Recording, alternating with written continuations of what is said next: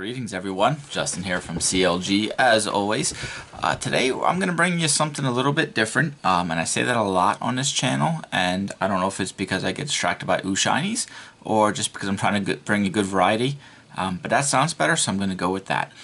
So one of the plans that I had for this page was to flood it with all different stuff, different game systems, battle reports, hobby stuff, all kinds of things. And I have lots of plans written down in my little handy dandy notebook of what I want to do. The trouble is time.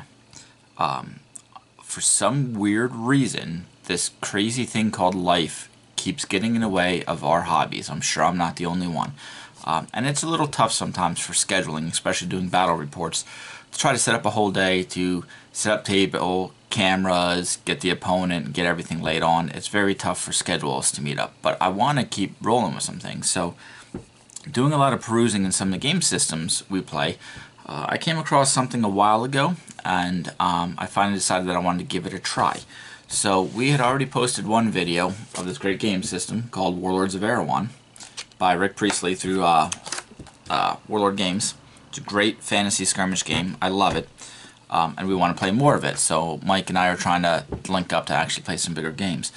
But in the meantime, there's a lot of kind of cool resources out there for Warlords that aren't, I don't think, promoted as well as they should be. Obviously, Bolt Action is Warlord's flagship game, and there's all kinds of stuff out there for that. But if you go on the wonderful interwebs and Google, Bing, whatever your choice is, Warlords of Erehwon, PDF scenarios, that kind of stuff, FAQs, there's all kinds of really cool stuff out there. As a side tangent, one of the really cool things I found, and I don't have it in front of me right now, is an actual PDF for what they call ratters, which gives me a chance to use my old Skaven stuff in this this game system as well. So I'm looking forward to getting them painted. But one of the things I came across is this nice little handy dandy one-page PDF document that says Monstrous Intelligence. They came out with this, and I forget exactly when, but it gave a chance to do some monster hunts as solo play, using this chart that's on there as a randomized, I don't want to say AI because artificial intelligence means that you're learning and going from there, but a kind of really nice randomization to do solo play. And that's what we're going to explore today. I love the getting to roll dice and getting the aspect of doing some solo play stuff. It's obviously how I, hopefully other people too, I'm not just crazy on this, but how I learned rule systems is I put down my two armies and I go through the rules and play it out. The problem with doing a lot of solo play is whether you intend to or not, one side always becomes lopsided, because subliminally, whether you're setting up deployment or whether you are just moving certain units a certain way, you're kind of hoping in the back of your mind for one side to win or a certain scenario to play out, so it gets a little rough with that. One of the cool things that Warlords of Erehwon lends to, the same thing with Bolt Action, is it's a randomized dice activation, so you already have that random of what unit's going to activate. Now you have this cool chart that tells you what to do with the monsters when it does. So we're going to play a little monster hunt game here. I'm going to try these rules out on camera, give you kind of my thoughts on them. My hope and goal is to look at this chart and figure out a way I can convert it to actually playing full-size Warlords of Erehwon as a solo play, using sort of this chart, maybe modifying a little bit to actually have full armies on either side. I kind of already have some thoughts of how that work and how it wouldn't work, but I'm curious to put it to theory and see how it works. But what we're going to do is the standard. I'm going to show you the armies, show you the table, and go over this scenario.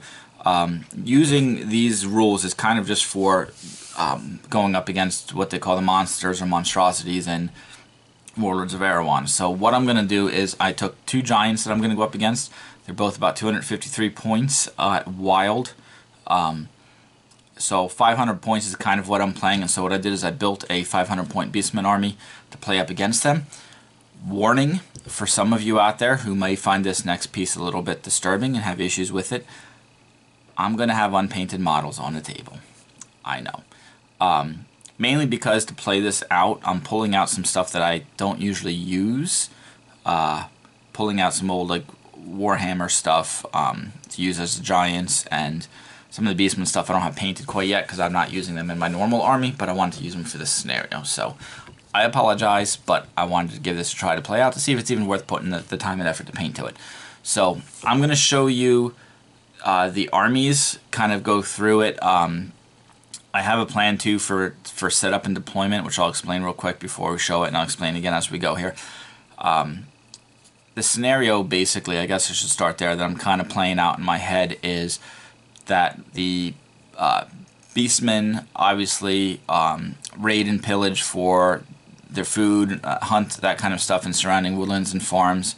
And they've noticed that there is a decline in their food stocks, along with signs that something else in the area has been maybe pillaging, maybe taking some of them, that something has moved into their territory. So they send out a larger hunting party to try to discover what it is and run into what it is that's actually going through and taking their food stock. So that's the scenario. So my plan is going to be to set up fully my Beastmen army at 500 points on the table using 12-inch deployment, and again we'll show you all this here. And I'm going to randomize how the giants come in as well, so therefore I can't predetermine my layout of my army beforehand. So kind of doesn't make sense explaining it that way, but I'll show you here in a second. So let's get the table set up and we'll show you what we're going from there. Alright, and here is a table set up. So we have a little farm area set up. Playing on a 4x4 because we're only doing 500 points, but a standard little village farmland type setup. I already have my Beastmen deployed, so I'm going to go down the line and show you what I'm using here, and then we'll actually go through and randomize the giants. So I kept everything pretty vanilla for playing these. So I have down here, I have 6 warriors with axe. I've got 5 bowmen. I've got 10 low beastmen with spears. My chieftain right here with his 4 guys. All just axe, 1 wound, all that stuff, like I said, kept them pretty vanilla. Another 5 bowmen and 7 more of the warriors. Again, they're not painted because I usually don't play them, but I think, and I've done a test of this, I think the spears work really well with having exchange of missiles. Same thing with the 2 archer units, because pins seem to be the only way to really do anything with these guys, because the giants are right here. So I have this bad boy set up, who's actually painted, used to be part of my Warhammer army. And this is a Gorgon model, but I'm using it as a giant this time. I do have a, was it the Cygor model upstairs as well, throwing the rocks. I might try to use that sometime too. So they are, for those not 100% familiar with how this game system works, each unit gets 1 activation dice, just like bolt action. They all go into bags. So I have 6 dice for the Beastmen. The monsters, depending on what monster it is, get more. So the giants actually get 3 dice. Because I want to try to keep this as random as possible, I gave the painted giant is going to have white dice, the unpainted one is going to have black dice. So that way I'm actually specifying which giant it was that was pulled, again, to keep it as random as possible. They get 3 activation dice each that get pulled out of the bag, and each time an activation dice comes out, and it's for one of them, you will roll a d10 to determine what it does based off of distance. It has distance of up to 3 inches, and then from 3 inches to 12 inches, and then 12 inches and beyond, how they would react based off of that d10 roll, to go off of that. So I do want to talk a little bit about exactly what the giants have, again, for those who are kind of new to this and how this all works. So don't mind me while I roam around and grab papers I should have nearby me. So giant, their stats are agility 5, accuracy 5, strength 6, resilience 13. That's huge because obviously when you do damage you take a resilience roll. So unless I have something that does a strike value of 4 or greater, you need 10s to actually damage them, because obviously 10s always fail. So it does take a little bit to damage them, but once you do, you actually roll on a special monster chart, kind of like the chariots, to see exactly what happens to them. Their initiative is 3, their command is going to be 8. Their special rules are, they are large, obviously. They have 3 dice, like I said. They have 5 attacks each at strike value of 5. They cause dread, terror, and they are blundering. Dread is going to give them a -1 to hit when shooting in hand-to-hand. It also gives them a -1 break test to any unit defeated. So basically, anytime I have to do a break test when they fight and they win in combat to any unit, it's a -1. Terror, a unit, this is where it gets rough. A unit within 15 inches removes no pins when making an order test, so the pins are going to stack on my guys pretty good. And a unit failing a break test within 5 inches is automatically destroyed. So if I lose in combat, which happens quite often, especially against the giant, I have to take a break test at a -1, and if I fail, that unit's automatically destroyed. And then any routing unit within 5 inches is automatically destroyed as well. And then the wild roll is if, because we're playing them as wild, and because there is a chance that they can attack each other, we're going to play that off. If you roll a 10 on an order check, they go wild. It adds d6 pins, and then you check for auto destruction like normal. If not auto destroyed, remove all pins, and then we replace the order dice with a different color. And then when that's drawn, we roll off to see who actually activates them. So they could end up going to my side, which then means that they would just, still using the random chart is how I'm going to play that. They would go have a chance to attack the closest enemy, which could be the other giant if that happens. So that's how I'm playing the wild rule, just because it does play no effect of point-wise of what it took them as. I decided I wanted to try to use that. So we're going to roll to deploy these bad boys. What I'm going to do, as I said, I already have my army deployed. What I'm going to do is on the other quarter is going to be D3. 1, 2, 3, 4, 5, 6. They'll deploy on the table edge from there. So we'll do the painted giant first. Is going to be a 4, so that's going to be center. And then the bigger giant here is going to be 6, so that'll be on the right hand side. So we'll get them deployed, we'll put the dice in the bag, and we will start. Alright, all dice are in the bag. We are going to try something a little bit different as far as the camera work goes and how I pull these, because I am doing solo play. So let me know what you think, how you like it. But we have the one giant is set up there, the other giant is set up there. And we are going to go ahead with turn 1. Like I said, I've actually played this once this morning just to remember the rules off camera. And although I got slaughtered pretty good, I was actually able to defeat the giant. So I'm kind of hoping that plays off. My dice pulling and how it all worked was very vanilla, but I'm curious to see how it works for this. So, dice in the bag, shake her up. First dice out is one of mine. Got that unit moved up. Black dice belongs to the unpainted giant. Rolled an 8. Again, so this is kind of the cool chart here. Within 3, 3 and 12, far from more than 12, which obviously everything is right now. So an 8 is going to be they're going to advance. Giant has advanced up 5 inches. Now they have to go towards the nearest enemy. Obviously, depending on how we set up the terrain and how they move around, they're going to move towards the closest enemy no matter what, whether it's visible or not. Gray die. Group of archers actually ran up 10 inches. Hopefully try to get some shots next turn. Gray die. Unit on the corner here has advanced 5 inches. Trying very hard not to rush them up too much, because technically with the giants getting 3 dice, can move possibly 15 inches on just normal advances, plus possibly one can be a run. They can get into combat within turn 1, which is kind of brutal. White die.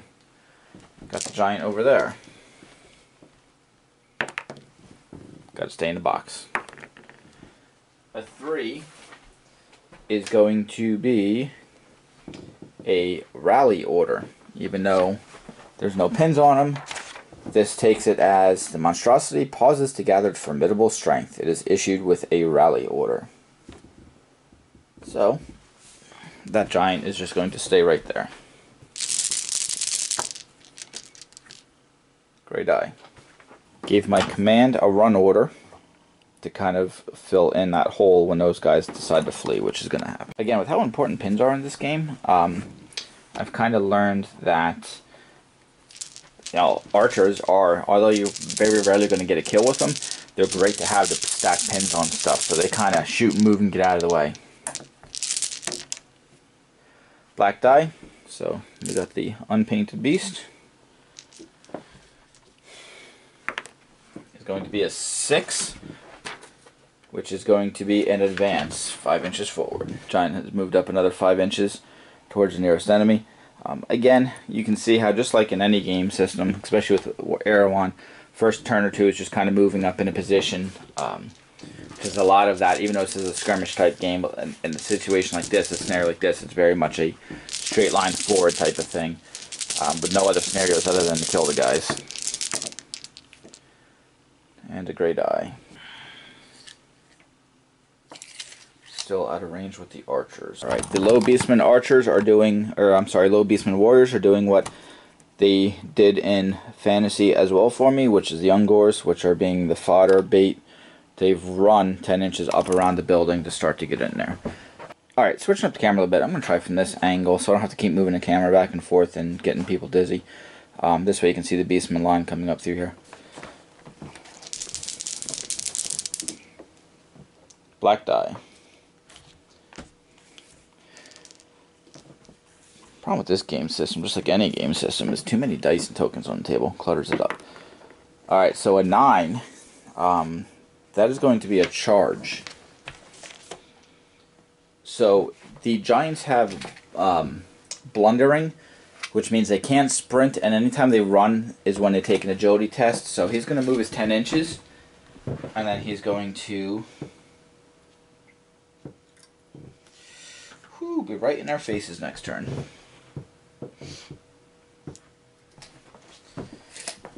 Alright, you can see the giants moved up. Agility check on the giants. In the box must be an 8 is going to fail, so they're going to take a pin.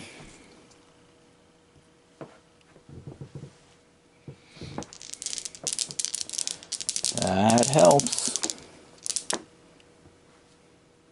White giants.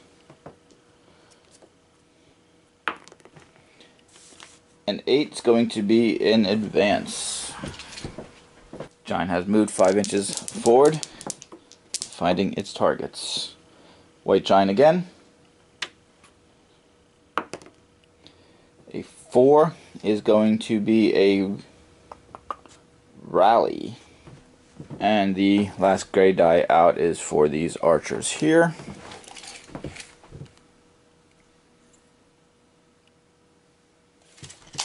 Who can see the giant at long range. Right, I'm going to go through the modifiers the first couple times, then kind of start from there. But their accuracy is 5. Stand and shoot is a 6. Large target is a 7. But because it causes, which one is it, dread or terror, it goes back down to a 6. It's also long range, so back down to a 5. 5 shots needing 5s.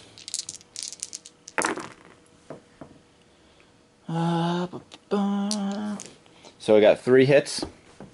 And again, the way this works is because the res is 13, 10s always fail. So let's see if I get any actual damages. No, 3 1s. Outstanding. Alright, so he will take a pin because he was shot at.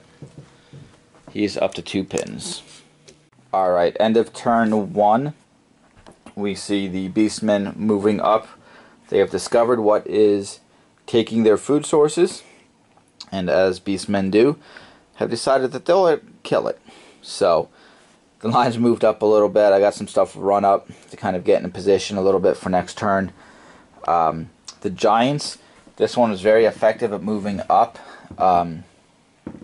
with 2 advances and a run. So I mean, it moved 20 inches across. Now it does have 2 pins on it, so we're going to see what happens.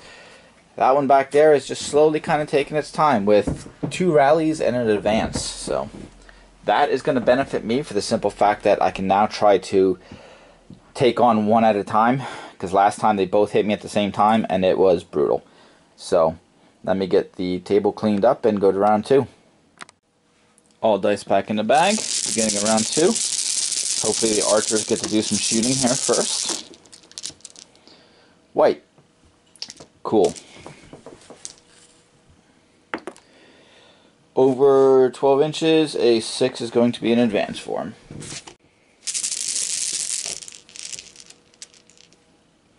Great, that's what I was hoping for. These archers are going to fire in at him again before he moves.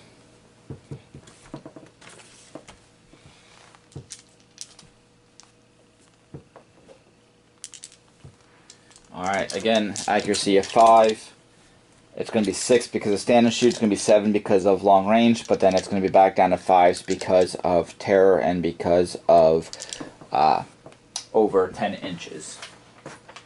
And I just want to make sure it's dread. Dread is what causes the -1, not terror. So dread. So back down to 5s basically. Not the greatest. 2 hits. Again, 10s will actually cause damage. No damage, but it will take the pin.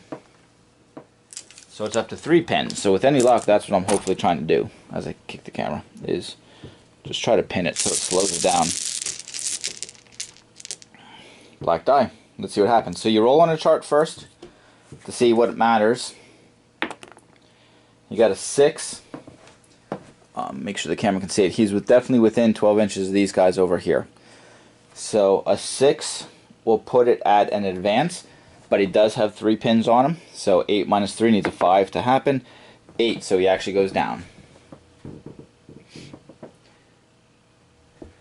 So with the monsters, they can fail break tests just like everything else, and they can end up going down because there's multiple dice out for them. At the end of the turn, any down order you would roll like normal to put it in there, but you could end up with, say, 2 downs in advance, and next turn only 1 dice goes back in the bag for them, so they're less effective. It's kind of how that works for them. So if I can just slow it down, that's a good thing. Now, the tough part is with 3 pins, do I decide to charge it? But I'm going to take a hammering, so I don't know. Let me measure here.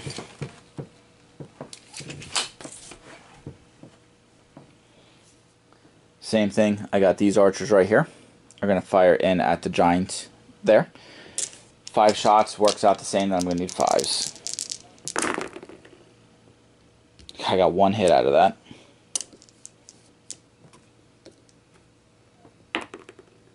And it's a 6, so of course he saves, but they will have the pin on him.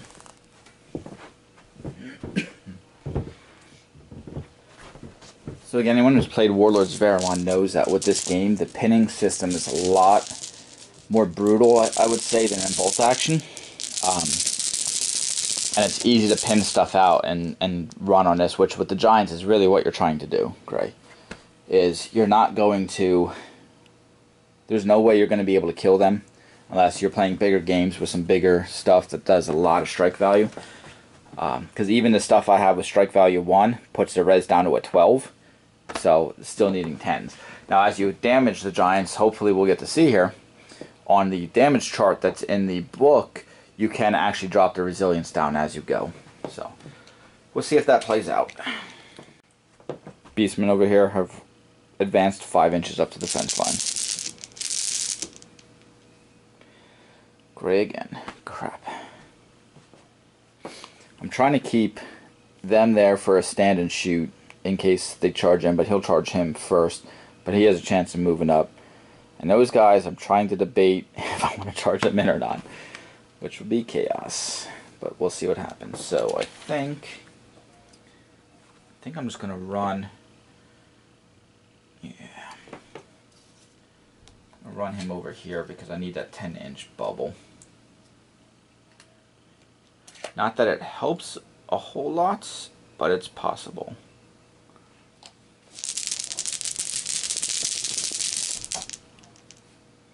gray die. Well, this is what you came here for, right? Gonna have the warriors over there charge in. Hopefully three pins is enough. They're obviously definitely within range.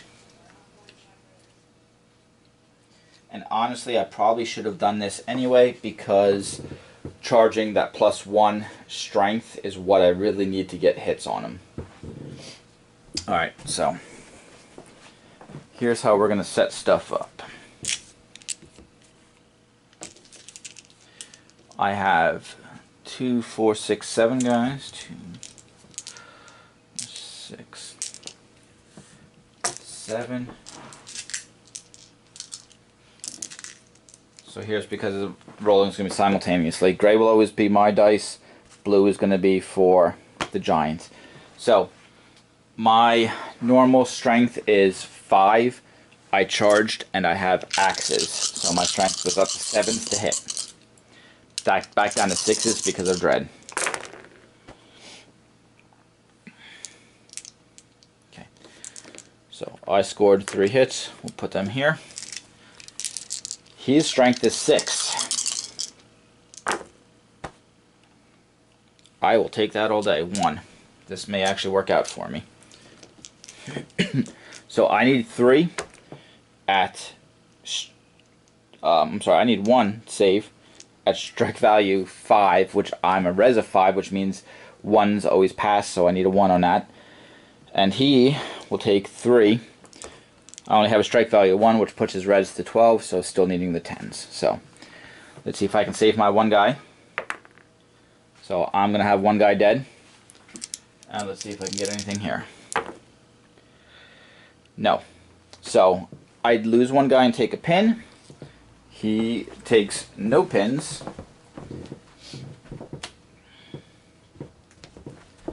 But here's the beautiful thing. Because I shot on him beforehand, he has the 4 pins on him. 4 pins? It seems high. Maybe it was 4 pins. Yes. So 8 minus the minus the 4. This is going to be really bad if the giant runs on turn 2. So he actually passed with a 4. So what happens then in Warlords of Erehwon is you can choose, the winner can choose to have a second round of combat, which is me. 1 pin to 4. I'm going to regret this, but I'm going to do it again.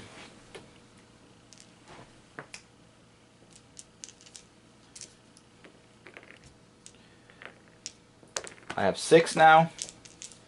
He still has his 5. I still need 6s because of 5 strength. Sword gives me 6. Winning gives me 7, but dread puts me down to 6.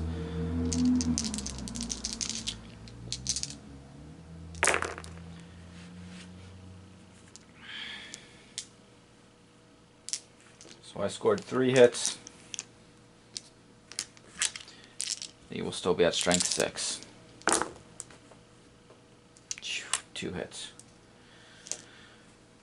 Alright, I have 2 saves to make. He has 3. I need 1s because of res, so I'm going to lose 2. He gets anything but 0s. Anything but 0s. So I lose 2 and take 2 pins, and he loses nothing and takes no pins. Okay. I still won combat though, so I'm still forcing checks on him. So command 8 minus the 4 pins he has. 10. He fails. So he's going to break and take D6 pins. This is the beauty if I roll high enough.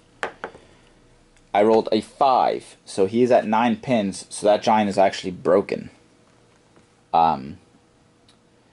That did not go how the first game went when I was down to like 3 guys left and fighting off the last pins on him. So that giant is actually broken. He's gone, destroyed at 9 pins. That's pretty insane. So I'm gathering my thoughts for the end, but let's just, yeah, let's move along with that.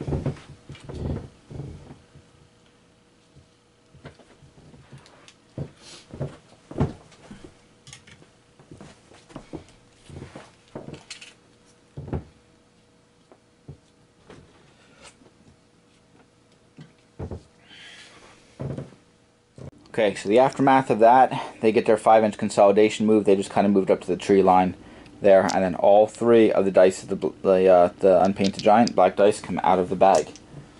So this may be a quicker game, solo game than I thought. Gray die. That's my last gray die. Yeah, it's for these guys.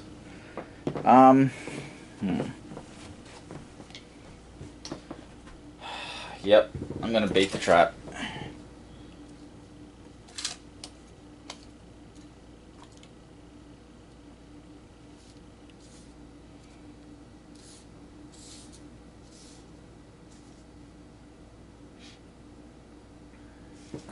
Feeling much more confident now that that one giant is gone, that I can hopefully destroy this last giant. So last 2 are theirs. So we'll roll for the first one and see what happens. It is a 6. Which is going to be an advance.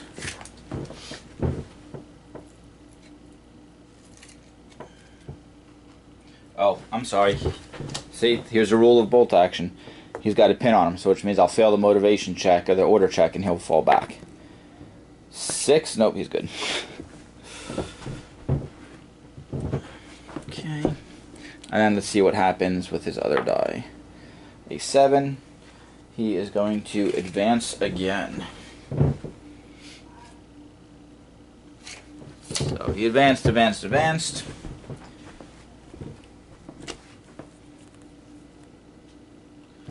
There's all dice out of the bag. So let's take a look at the table. Alright, end of the turn real quick. That giant was destroyed. Surprisingly. The pins, see, help with shooting. That's what I've learned. These guys can't kill anything, but they can sure put some hurt on people. They've moved up. My command is still there. They're there. I got one giant now in the center, so hopefully I can take him before he does too much more damage. So, that is the end of turn 2. We're going to turn 3. Alright, here we go, turn 3. Kind of hoping the giant actually does something. I wouldn't feel bad about this video, but let's see what happens. Gray. Well, I'm not going to give it a chance to do anything. Alright, so I had to move them up to give them the clearest shot. And let's shoot and try to put a pin. 5's normal, 6 because of large. Back down to 4s because I lost stand and shoot, basically. Well, look at that. That's pretty good. 4 out of it. If I get 10 out of this, that'd be even better. Hell, shoot, I did. Alright, so it's going to take a pin. And now we're going to roll on the chart, which is the first time I've gotten to use this bloody chart this time. So let's roll and see what we get as I go to the monsters table. So in the book, just like chariots, the monsters have a special rule that once you fail a res on them, obviously you can't, like, it doesn't have like a it takes this many hits type of thing or wounds. So there's a chart that you roll on. So we're going to roll and see what happens. It's a D10. On a 5. Light damage. The monstrosity is damaged and reels beneath the enemy's relentless attacks. It takes D3 plus 1 pins and goes down. So I'm going to need... So D3 plus 1 pins is going to be 2 pins. And then now it actually starts to lose some res. So now it only goes down with 1 die is the thing. So it could still possibly have something happen. But it's going to take 2 pins and reduce damage down to 4. So now it's a damage resist of 9. So I can actually start doing stuff to it. It's going to take 2 pins. And anytime you roll on the chart, you immediately have to make a break check. It's not in the box. Thankfully, that was a 10. So 4, so it's still good. But the archers did something there. Cool. And one comes out and it goes down. That's a gray. I need a white. There we go. May be able to fell the other giant before it does anything here. Well, let's see. Oh, so it's -3. So let's see what happens first. It's a 2. It's automatically going to be a rally, which may work out for itself. It passes its rally, loses 2 pins.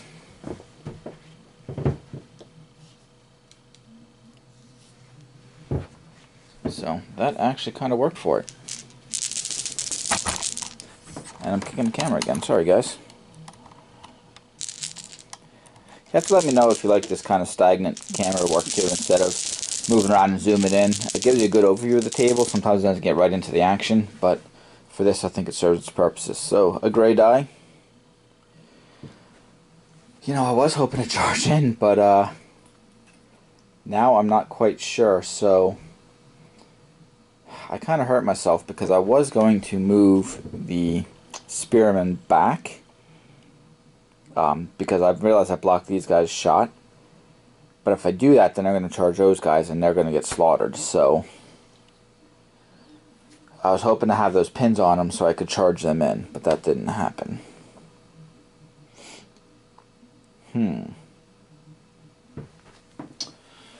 Decision paralysis. Let's... Oh, I want to keep those guys there. Let's move these guys up.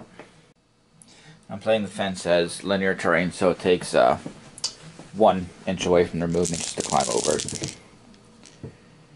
Another one for me. Crap. Crap, crap, crap. You know what? Let's just rally those guys over there, just in case I'm going to end up needing them. So they pass on a straight 8 because they didn't lose their leader yet. 1 pin, totally worth it.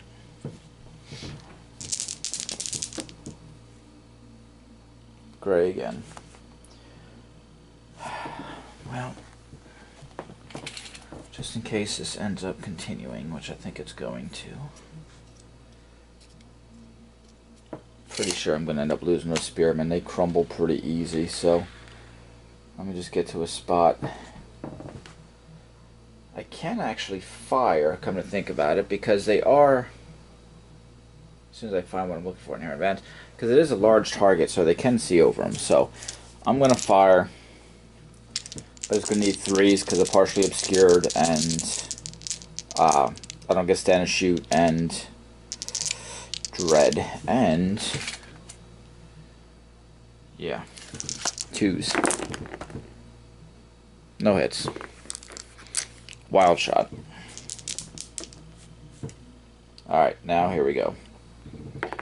So let's see what they do, or what he wants to do. It's a 5. He's within 3, so he's going to want to charge, but he has 1 pin on him, and he passes on a 1. So pin goes away, and he's going to charge in.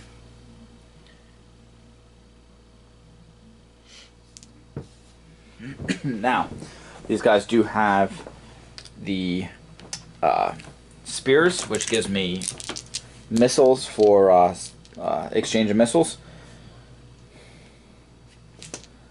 So I'm going to get 10 shots. There.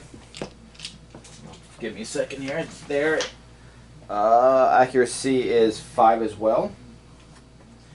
So 5s. It's going to go to 6s because of large target, but it's going to go to 5s because of dread, and then it's going to go to 4s because of stand and shoot. Not stand and shoot, sorry. Exchange of missiles. You don't get stand and shoot. So 4s. Wow. So they're all hits. Now spears do give me a strike value, so his res right now is a 9, so it goes down to 8, so I can actually possibly do a little more damage with these guys now.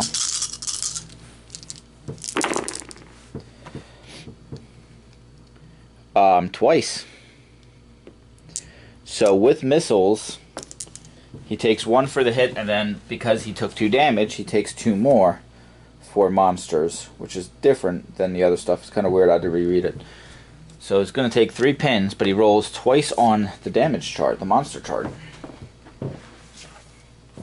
Let's see if I can actually start to do stuff here. So double 4s. Light damage. The monstrosity is damaged and reels beneath, so same as last time. So it's going to take D3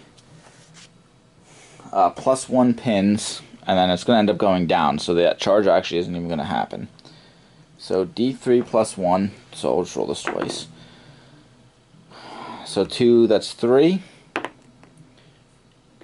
That's 3, so 6 pins.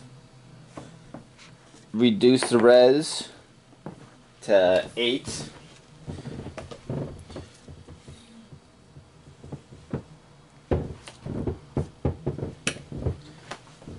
So 6 pins plus his 3 just put him to 9 pins, which his value is 8, and it breaks. So that was a little more anticlimactic than I thought this game was going to be, simply because the first game I played, I think went like 6 turns, and I was down to like 3 Beastmen left. But they just wiped them. So let me just give you a quick overview of the table here. So due to a hail of spears being chucked at him as he came in, he fell. Destroyed. So the Beastmen only ended up losing 3 guys out of that. Total. 3 out of him. So Beastmen have not only discovered what was taking their food stocks and raiding their areas, but also dropped 2 giants, which should feed them for a while as well. Or at least one good night around the herdstone. So that's that. That's 500 points on the table. I have just a couple quick thoughts here while I stand here and look at this, instead of putting the camera back on my face.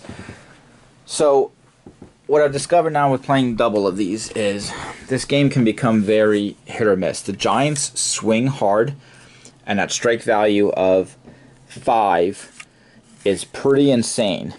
And when they get into combat, if they don't have a whole lot of pins on them to start, they can hammer pretty hard, and they were crumbling units the first game. The other side of that is they're almost glass hammer-ish, because these guys dropped pretty hard once the pins started hitting them. Shooting, because these guys, again, bows can't really do a whole lot, but from every game of Erehwon I've played, having archers are one of the best, cheapest things to take. I shouldn't say cheapest, I should say best point valued thing. And yes, you can up them to 10 each in a unit, but because they only get 1 pin for 1 round of shooting, you're not going to kill anything with these things with no strike value on them. Really what you're doing is you're putting pins. You're getting those pins before the charges, so those pins stack up into combat. So 2 units of 5 is awesome, and I think, let me just grab here real quick for Beastmen. Yeah, it's 52 points for 5 Beastmen archers. 52 points. So great point value right there.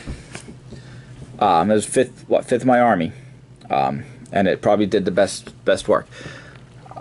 So archers, definitely the pinning in that works well. Pins stack up very heavy in this, very quickly, so it's tough. Like, I'm kind of curious to take a monster in an actual full-size unit, because just playing it this way, the glass hammer of them, of once they die, or start getting pins, they crumble pretty quick. But I could see where they'd be really effective for the dread, for the terror, when you have other line units that are tearing stuff up. So I may try to put some monsters in some of the next games I play with Mike, just to see how that works. You'll probably see this guy again here, since he is my Beastman themed giant. Thoughts on the solo play? It's very quick, being 1 page. We'll just roll this and see what it does. It's fun. I could see where it would get kind of old after a while. Now there's a whole list of monstrosities and monsters and stuff you can take, so taking different things might work. I was looking at putting giant rocks with them, or they have, I think it's called like Beastly Breath or Foul Breath or something like that, which are shooting attacks. The problem is their chart doesn't really allow for any type of shooting attack, so I'd have to modify that chart to maybe get rid of Rally and put a shooting attack, but that'd make it more potent. Which, as this game went, it may actually work out. So, I mean, it's fun to play. It's fun this way. It kind of helps you learn the basics of the rules, and I'm sure I even got stuff a little bit wrong because I wasn't looking 100% of some things. There's something tells me that pins do matter when you're attacking, like it's a -1 modifier, but I don't think it is, because Mike and I went over that last time we played, and we're thinking of bolt action, and it's not how it works for this. I don't think there's any type of close combat modifiers as far as that goes. So I think we are good there. I'm just rambling now. Solo play for larger games of taking actual 2 full units, 2 armies to play against each other. It's tough because there's still going to be, I think in any time you play any solo game, I think you're going to have a little bit of subliminal pushing one side to win other than the other, making better choices for one and the other. You're never going to have a 100% balanced game. Do I think you could turn this over into it? I think so. The random activation does definitely help add that. You would still, now when you're pulling 2 sides and you're playing the AI side, for lack of better terms, you're still pulling a die and then deciding what unit to do. So you can still kind of sway how the play would work there. I think what would fix that, and what I might try to do, is instead of putting the activation dice in the bag, either do it one of 2 ways. Either a deck of cards or numbered poker chips. The deck of cards would be that each unit would be assigned a number. So say if I was playing my Beastmen against the Ratters that I have upstairs, the Ratmen, Skaven. These guys, because they're my quote-unquote my army that I'm playing, I would have regular cards for, say, take black cards in the deck. 6 units, put 6 black cards in the deck. For the AI side, excuse me, I would number them 1, 2, 3, 4, 5, 6, however many you have, and make, okay, this unit is red ace, that's red 2, that's red 3, that's red 4. So when their card pulls up, you're activating that unit. And then you roll randomized to see what it would do. I think that would work. That chart obviously would definitely have to be modified, maybe definitely more in depth, because now you have shooting stuff and you have some different thoughts on, if you're playing a objective type game, you don't want stuff to run right away. So maybe something in there of they can take a command check to hold position or something like that, instead of always charging, kind of like the old fantasy rule of you always have to charge, but maybe they can hold themselves back. So maybe the deck of cards would work. Problem I see with deck of cards is you're gonna end up you can only shuffle that deck so much. So there's still not going to be as much randomness as pulling the dice every time, and that percentage of what dice is going to be pulled next changes with every dice pull. So you're not going to get that with the deck of cards. So you could easily do that with same thing of numbering the AI units 1 through whatever, and then putting poker chips, 2 different colored poker chips, one for the army you're playing, and the other color for the AI army, and putting numbers on those poker chips. So when you pull them, it's okay, it's number 3 of the AI unit or AI army.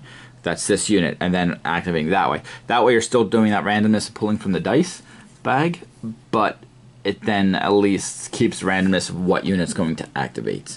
Probably go in more depth of saying, you roll off, and on this number to this number, it's a troop unit, and this number to this number, it's a shooting unit. But then as things die off, that would just be too complicated as I'm sitting here rambling thinking about it. So, but that's that. I may toy around with putting 750 or 1,000 on the table of 2 sides and playing it out. It would be unpainted, God forbid, but it's more for the they're learning how to see how the solo play works. They have a PDF they just put out during the whole COVID pandemic for a dungeon crawl for these, and that PDF actually comes with tiles that you cut out, and as you go through, you flip over, you pick from the pile and you flip over a tile and you add that tile to the dungeon, and it randomizes the dungeon. And it kind of goes like it's a smaller warband against I think it's goblins and like skeletons or something. They have stats for, which would be a really cool, fun thing to play. It's very Mordheim dungeon crawl-esque, like we used to do, very Frostgrave-like. I'm actually gonna probably print that PDF and take them and laminate those tiles so we can give that a try. I'd be kind of curious to see how that is. I have some skeletons and goblins upstairs and orcs that I can put together for that, so that might be fun to give it a shot too. But that's the solo play Monster Hunt Warlords of Erehwon. Tell me what you guys think. It was interesting to play solo, and I'm going to ramble a little bit again here. It's interesting to play solo just to see how it played out. How the first game was very vanilla in the beginning, and then was brutal as the Giants were just tearing through my line and pulling my flank. And I ended up winning that one, compared to this one where the beginning was a little more randomized back and forth of the one giant holding off, but then it just became a slaughter of picking them apart. So I don't know if maybe points changed, but let me know what you guys think of it. Let me know if there's any other game systems that you play out there that have some good solo play rules as well. Or anything that you've done to game systems to modify to kind of make it for solo play to make it more fun. Let me know what you think. I'm kind of curious. You know, we always want to play and have that fun experience of rolling dice with our pals, but sometimes it just doesn't work out. And I have like 4 people in a shoot to play different game systems on. It's crazy right now with 2 kids and school and work and everything going on, and it's just a very difficult time right now. So hopefully we get some more games on the table, but for now this kind of holds the tide and lets me play some games. By the way, these are a new thing. I don't know if anyone has seen these guys before. These are monster sceneries. I think Miniature Market sells them. I got them From the Ashes, one of the local gaming stores. These are really cool trees. You can actually have them just as trees, or they have the toppers that you just put on them. And the cool thing about these is they make these toppers in fall, winter. There's fantasy colors of purple and blue and all kind of stuff, so you can just buy the packs of toppers and switch out the trees as need be. They come with this cool little mat too, which if you actually flip over, it has a like a little lake on the other side. It's rolled because that's how it comes in the box, but that was one of my latest purchases that I think is really cool. They work really well for sci-fi trees. I've seen people use it for bolt action too, but they're kind of cool. They're durable. I'm probably going to end up picking up a whole bunch of them because they're pretty cool. But yeah, that's it, guys. I've rambled long enough. I think I've rambled as long as I actually roll dice. But there we go. Again, let me know what you think. The standard mandatory comment, subscribe, like, thumbs up, all that kind of stuff. Let me know what you think. And we will be seeing you next time. Until then, happy gaming.